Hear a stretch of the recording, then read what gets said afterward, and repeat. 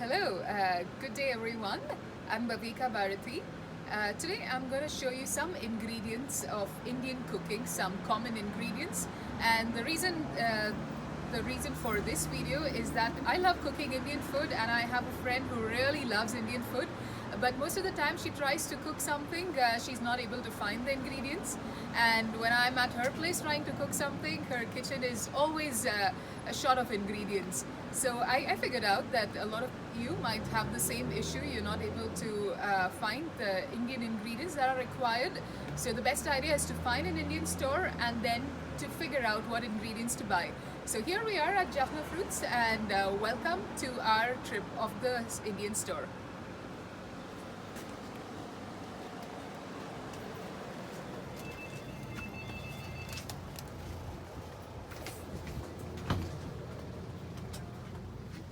So the very first section I'm going to start with is some lentils. So as you can see, we have a wide variety of lentils, quite colorful actually. So the very first one is what we call split red lentils. So you can see they have been cut in half and the skin has been removed. Okay, they have a bright orange color. The next lentil is what we call tur dal in Hindi, or in English it would be split pigeon peas. Now again, you notice that they have been split and the skin has been removed.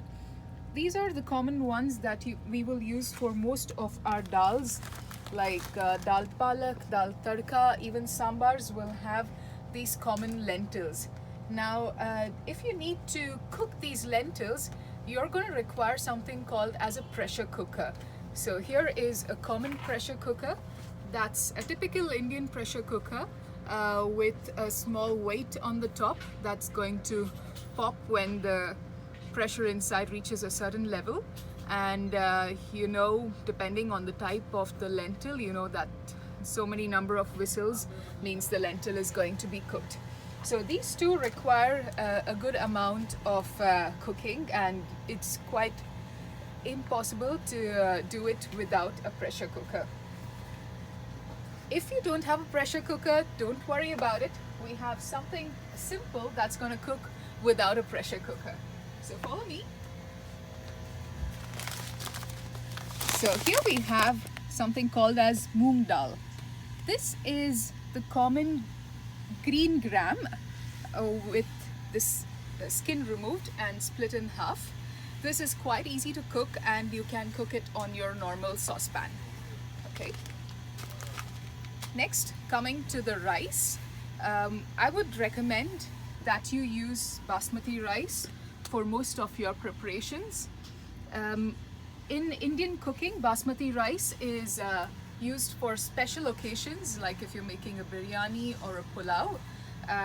The difference between a basmati rice and a normal parboiled rice that we eat every day is that a basmati rice, the skin has been removed via machine without cooking the rice. In a parboiled rice, the rice is boiled with the husk, and then the husk is removed and the rice is dried again. So in a basmati rice, you tend to have a few more calories than the normal parboiled rice that we eat every day. But I believe since you're not going to be having Indian rice every day, you can just stick to basmati rice instead of having two varieties of rice in your kitchen. You can go for any type of Indian basmati rice, should work out well.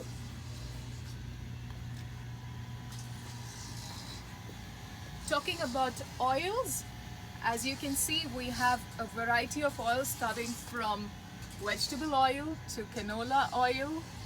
We also have gingerly sesame seed oil. The Indian sesame seed oil is called gingerly oil. It's not normally used for cooking, it's more for medicinal purposes. And you find a very few dishes, mostly like Indian gunpowder. Don't worry, it's not going to burst. It's a food product. So that is usually consumed with gingerly oil, but normal cooking we don't use gingerly oil. You can use anything from vegetable oil to canola oil, or if you're more health conscious, you can even go for the coconut oil. moving on, more varieties of lentils. Um, this is mostly used for breakfast. As you can see, there are chickpeas. We have black chickpeas. This is what we call kala chana, and this is what we use for chana masala, especially the Punjabi variety uses the black chickpeas.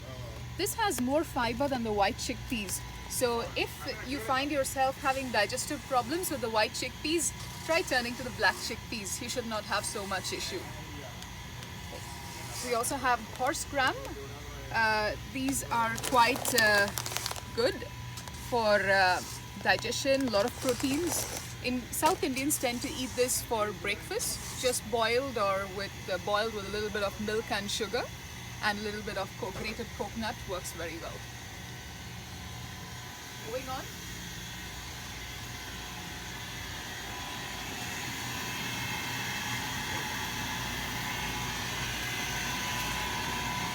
A little noisy there, so I'm going to move it out of the frozen section.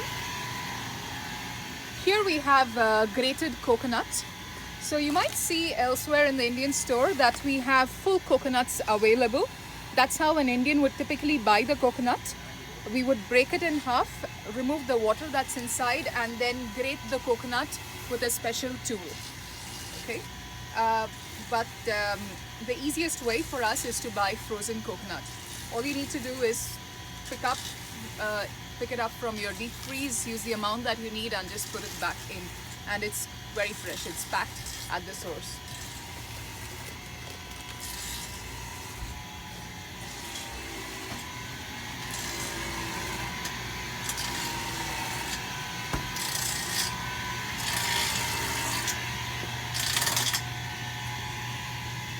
Yeah, it's pretty crowded in here. It's narrow aisles, but don't worry. I hope none of you are claustrophobic. Here we are at the spices section. So every bin you will find a different spice, a different ground spice. It can be quite daunting, but don't worry, don't get overwhelmed. We're going to sort out all your issues. Okay, so to start with the simple stuff, I'm going to start with appalam or papad, as most people know it. The South Indian variety is called appalam, okay, and this is the very common one where it's flat, round, and people would have it with any meal. If you have kids at home and they like different colors, you have quite a variety of colorful appalams, you can say. So you can see the wide variety of colors, right? We also have some colorful and shaped ones, so some things like cars and squares. All right, okay, let's get into the more serious stuff. So I'm going to show you some common spices that we use in Indian cooking. So we're going to start with coriander seeds. So this is a coriander seed, and you also get coriander powder directly. So depending if you have a mixer or a spice grinder at home, you can go for the coriander seeds. So if you roast them and grind them, that's going to be really fresh and tasteful. If you don't have a grinder, you can go directly for the coriander seed powder. Okay, I have pulled up some spices. Here we have star anise. Okay. You might have seen these at other Asian stores as well. This is one of the very common things that we use for biryanis and pulaus. Next, we have green cardamom. We call this elaichi, very common in sweets and also in biryani. We have maize flour. Okay. So this is an ingredient that is used to make biryani powder. So if you are one of the real pros who want to make their own biryani masala at home, this would be a good idea to buy this. If not, if you're going to not cook biryani on a regular basis, I would say don't pick this up. You can directly pick up the biryani powder.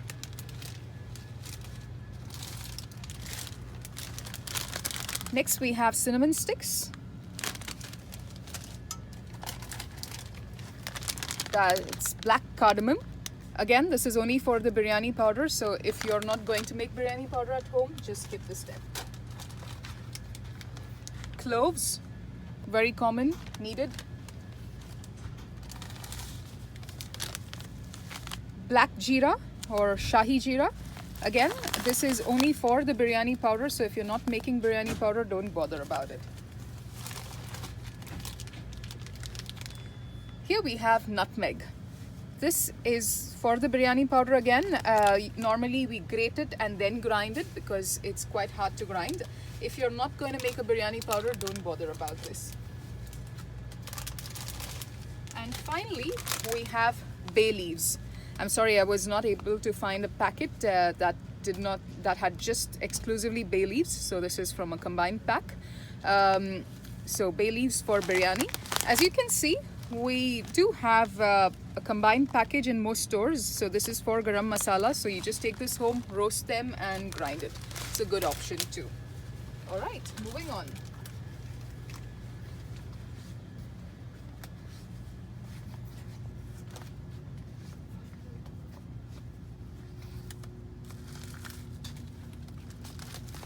Pepper, a very common ingredient.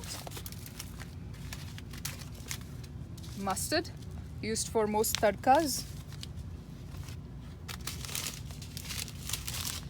Fenugreek. Now this is an ingredient that we don't use very commonly unless you're making fish curry or maybe some medicines. But I would really recommend this. It helps you keep your body cool. You can use it. Turmeric powder, again very common and very good for health as well. Okay, so we have what I like to call the twins, fennel seeds, and we have cumin. Now they look almost the same to the untrained eye, but you can see the difference is in the color and the size. Fennel seeds are more green and they are slightly bigger than the cumin seeds. You will need both of them.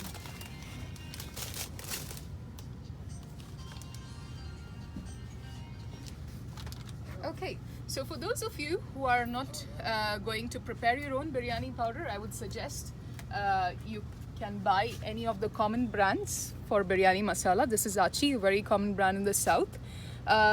We also have the Shan biryani powder. So this is the Shan brand, and you can pick up the biryani powder from Shan. That's also quite good. I believe we don't have chicken biryani powder in Shan today, but usually it's a good brand. Finally, the most spicy bit, that's our chili. Okay, that's the heart of the Indian cooking. So whole chilies, there are several recipes where we use the full dried red chili, okay? And there are several recipes where we would have a powdered red chili that we are going to use. Let me see if I can find it. It's going to be, yeah, here we are. Okay, so it's a powdered red chili. I would recommend you buy it powdered. Don't grind it yourself because you need a very fine powder. So just go for it. In the future, if you find that the red chili powder is becoming very spicy for you, you're not able to handle it, we also have the option of going for a Kashmiri red chili powder. Okay, you might not find it in all stores, or you might need to order and get it. Now the advantage of the Kashmiri red chili is that it's very flavorful, very bright red in color, but the spice is very, very low. So you can go for that. All right, let's continue.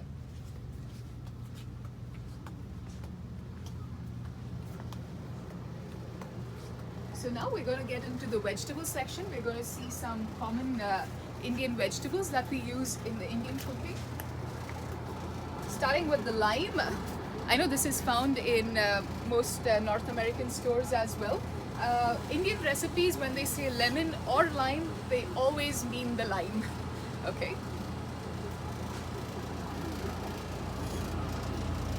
So we have ginger and garlic. So this is the normal ginger that you find in North America. If possible, I would recommend that you go for the Indian ginger. It's more flavorful, stronger. But if you find this too strong, always switch over to the North American ginger, or if you don't find it, don't worry. Again, as far as the garlic is concerned, we don't have Indian garlic here, but you can see the amount of garlic that's in here, and we use a lot of garlic.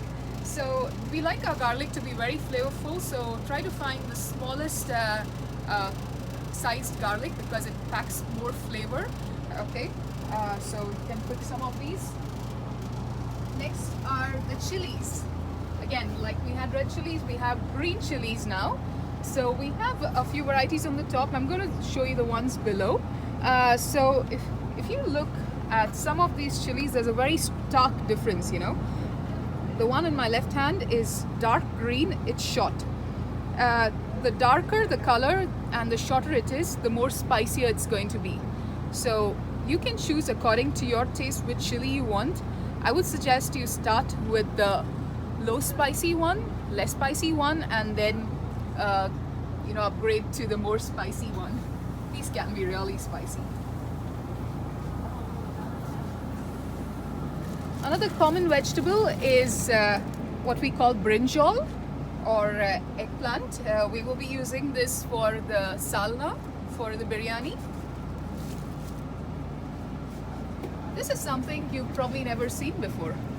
So this is the flour for plantain or banana.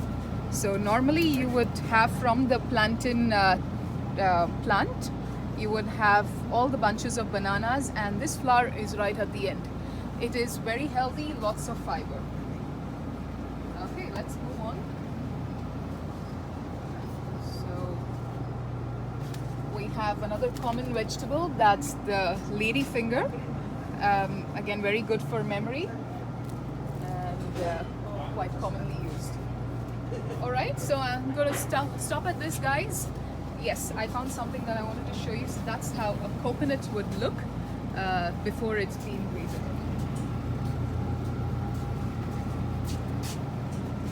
Alright guys, so I hope you had a good informative session. If you need some more ideas about this cooking or about Indian cooking, feel free to contact us and we will help you out. Have a great day. Bye-bye.